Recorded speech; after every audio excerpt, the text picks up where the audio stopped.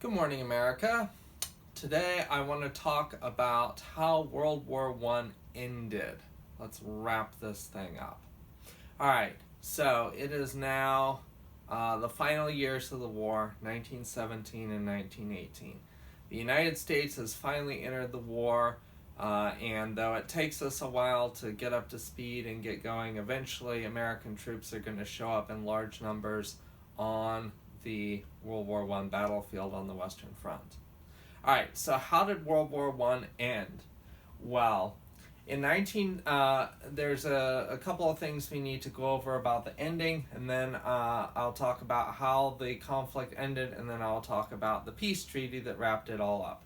Alright, so in 1917, Russia, around the same time that the United States entered, Russia dropped out of the war. No, excuse me, a little bit after the United States entered. Russia in 1917 experienced a revolution. Now, if I were doing a full class, we would talk about that, but for the sake of time, I'm going to have to skip over the Russian Revolution. We'll have to save that for another year. But suffice it to say, in 1917, Russia had a revolution, completely new government, and as a result of that revolution, Russia dropped out of World War I.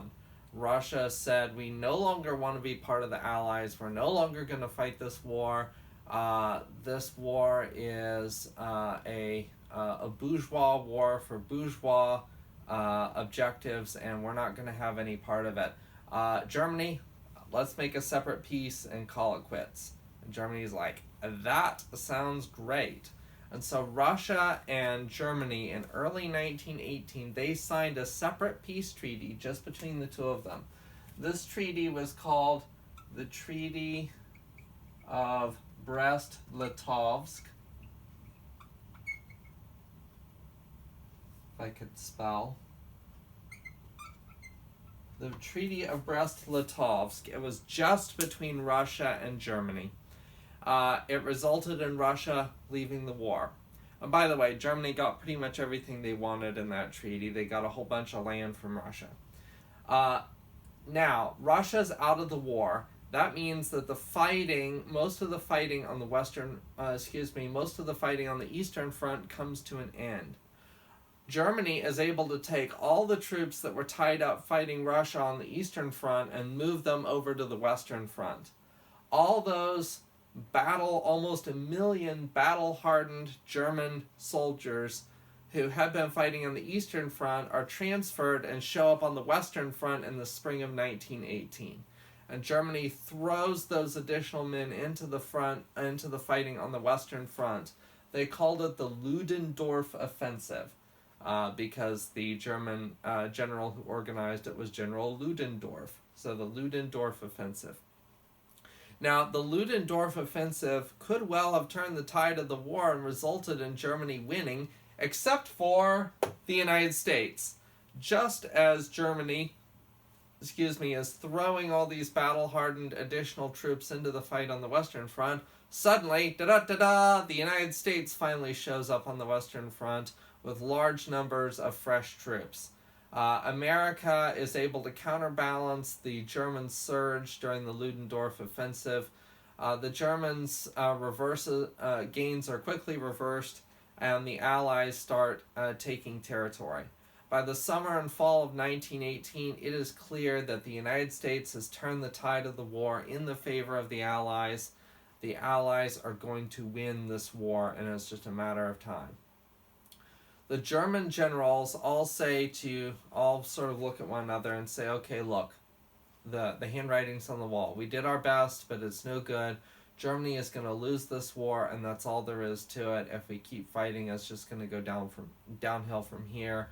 Germany needs to surrender while we still have time before or eventually the Allies are going to invade Germany itself. Oh, and by the way, Kaiser Wilhelm, not a fan. You've messed this whole thing up. We don't want you to be king anymore.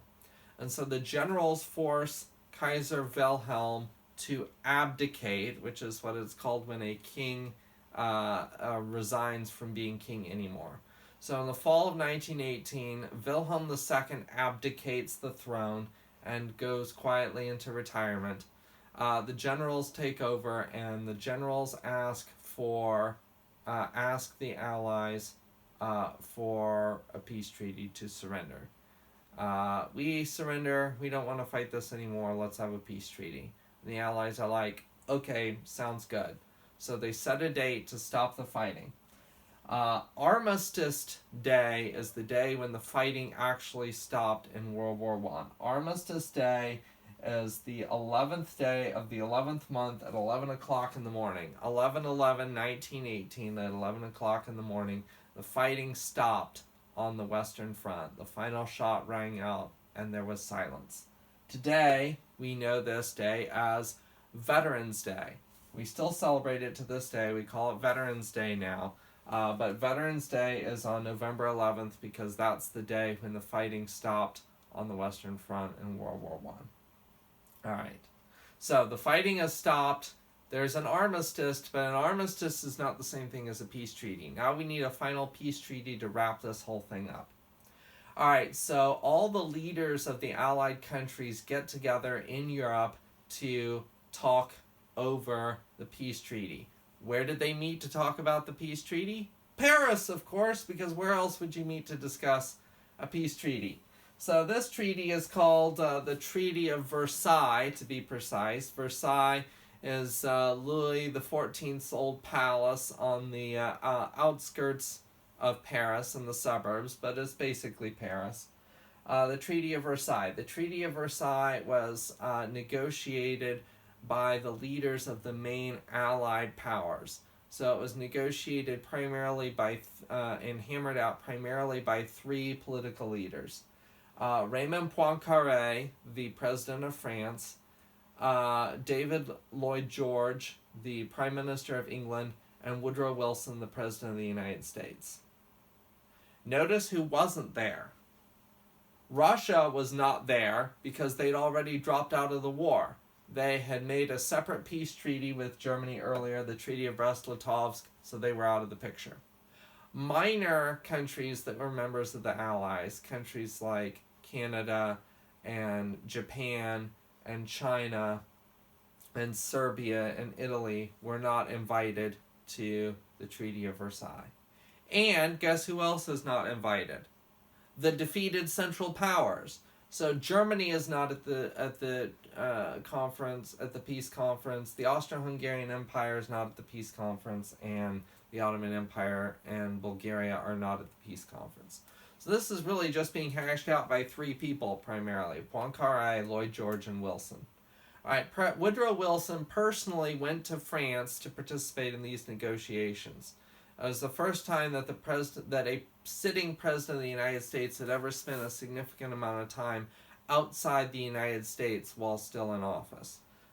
It took them quite some time to hash through all this.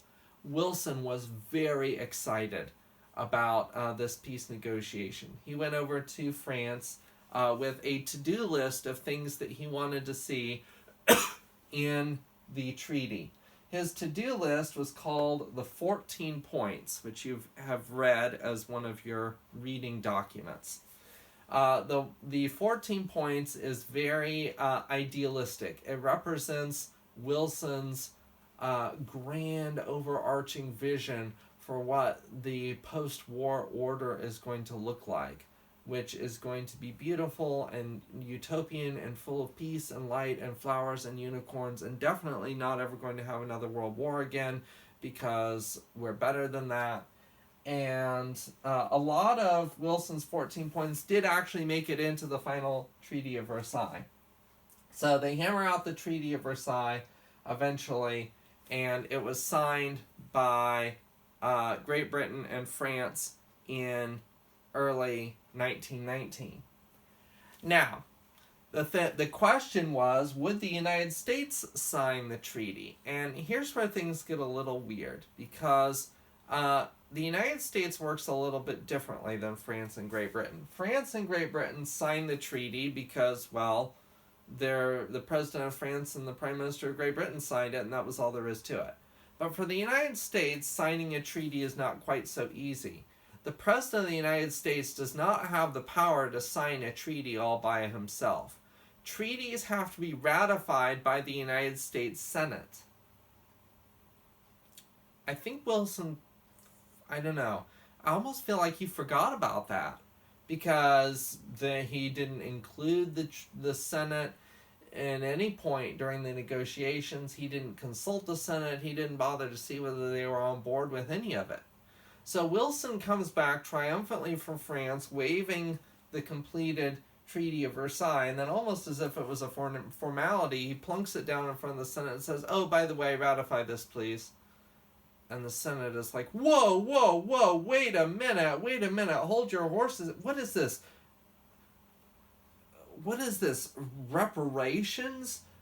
New countries being created? Open agreements openly arrived at? League of Nations? Are you kidding me? This is an outrage. This is an entangling alliance. This violates the Monroe Doctrine. We're not signing this. Take it away." And the Senate refuses to ratify the Treaty of Versailles. Wilson is devastated. He has worked so hard to bring this thing about, and now the Senate won't even ratify it, darn them. So Wilson is determined to try to put every sort of pressure that he possibly can on the Senate to ratify this thing. So Wilson says, fine, if the Senate won't ratify it, then I'll take my case to the American people. So Wilson gets on a train and goes on a whistle-stop campaign around the United States, making speeches in cities and towns and train stations along the way to anybody who will come out and listen to him, urging ordinary Americans to write to their senators to urge them to ratify the Treaty of Versailles. Unfortunately for Wilson and the future of world peace, the strains and stresses of this public relations campaign in favor of the Treaty of Versailles are too much for him.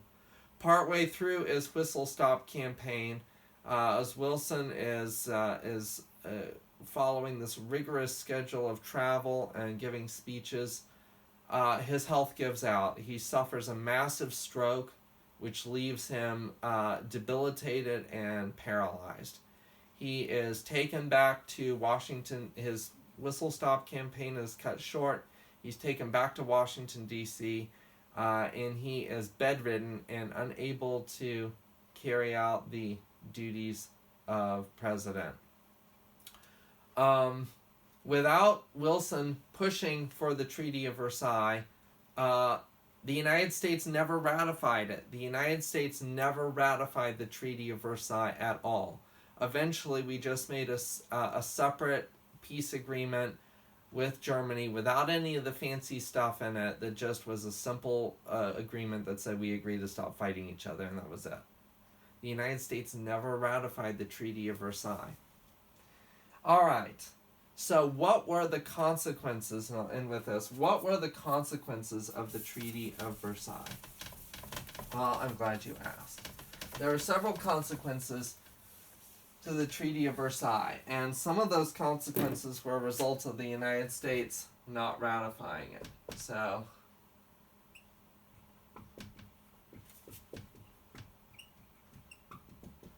the Treaty of Versailles did the following things. First of all, obviously it ended the war, but there was a lot more to it than that.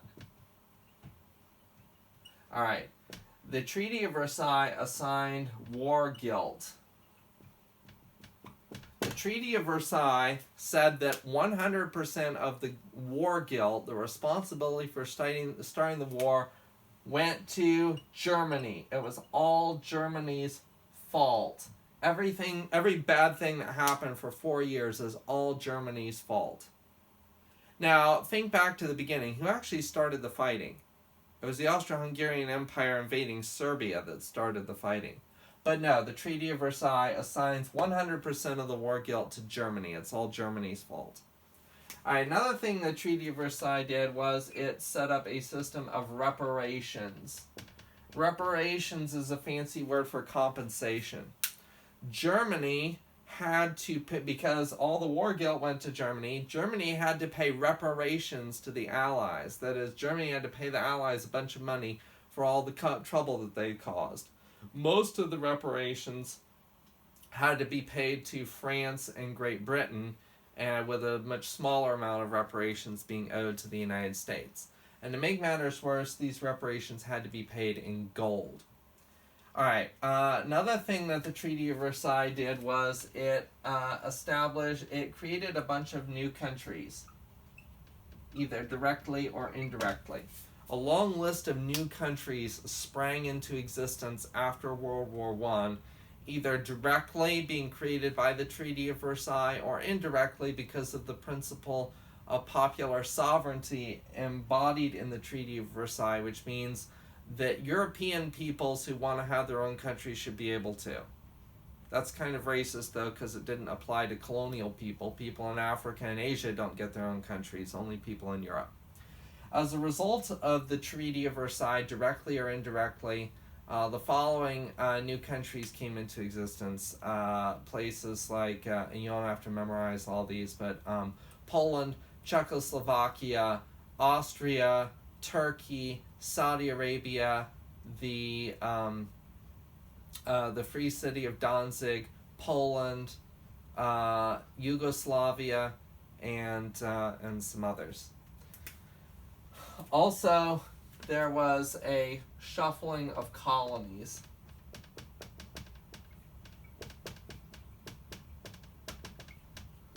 Areas that had previously belonged to the Ottoman Empire and Germany overseas went to new owners. The Middle East, which had belonged to the Ottoman Empire, was divided up between France and Great Britain, which set the stage for current conflicts in the Middle East. Germany's colonies in Africa went to Great Britain. Germany's colonies in Asia and the Pacific, and yes, Germany had some. Germany had a city in China and some islands in the Pacific. Those went to Japan, including the city in China. Japan got the city in China, and that made China really angry, and that set the stage for World War II in the Pacific. Then finally, you have the creation of the League of Nations. And this came out of the 14 points, and this is probably the most ambitious idea of all. That there should be a new world order to replace the old balance of power system. Treaty of Versailles is to World War I as the Congress of Vienna is to the Napoleonic Wars. The Congress of Vienna established a new post-Napoleonic Wars order for Europe that was based on balance of power. The League of Nations attempts to set a new world order for post-World War I Europe and the whole world by creating an international organization that will keep peace. So there's supposed to be this new international organization called the League of Nations. Each country will send delegates to it, and the League of Nations will keep peace, and that'll be the mechanism to prevent World War from ever happening again. The League of Nations was indeed created. However, it never lived up to Wilson's ideals.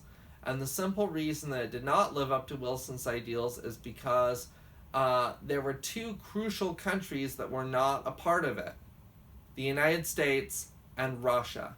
Neither the United States nor Russia ever joined the League of Nations. The United States never the United States never joined the League of Nations because the United States Senate refused to ratify the Treaty of Versailles. And Russia never joined the League of Nations because Russia went communist as a result of the Russian Revolution, and Lenin thought that the League of Nations was a bunch of bourgeois tomfoolery anyway and didn't want to have anything to do with it.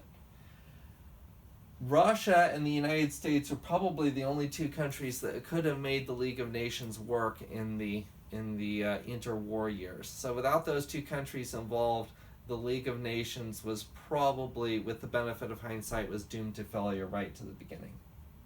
Alright, so the Treaty of Versailles ended World War I. It was this ambitious attempt to create a new world order that would prevent World War from ever happening again. Unfortunately, Wilson's health broke before he was able to pressure the United States Senate into ratifying the treaty, as a result of which the United States was not a functioning part of this new world order, which meant realistically that it was doomed to failure, especially since Russia also was not part of it. instead of living up to Wilson's ideals of creating a new world order, in fact, on the contrary, because of the failure of the League of Nations and things like reparations and war guilt, and the unjust shuffling of colonies overseas, the Treaty of Versailles actually sowed the seeds and laid the foundation for the coming World War, which, as we know, would break out just about 20 years after the first one. All right, that's it for today. Next week we will move into the 1920s. See you later.